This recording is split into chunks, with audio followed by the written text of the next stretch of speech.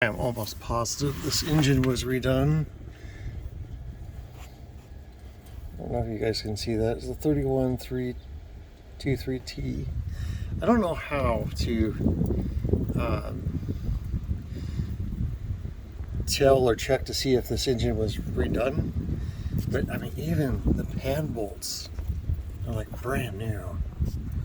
You know, the oil bolt, just everything about this engine screams new.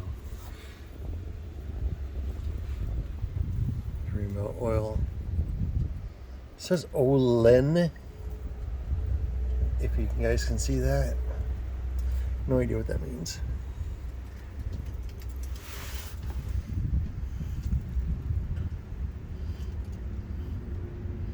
Looks like that's the bracket for the AC compressor. So,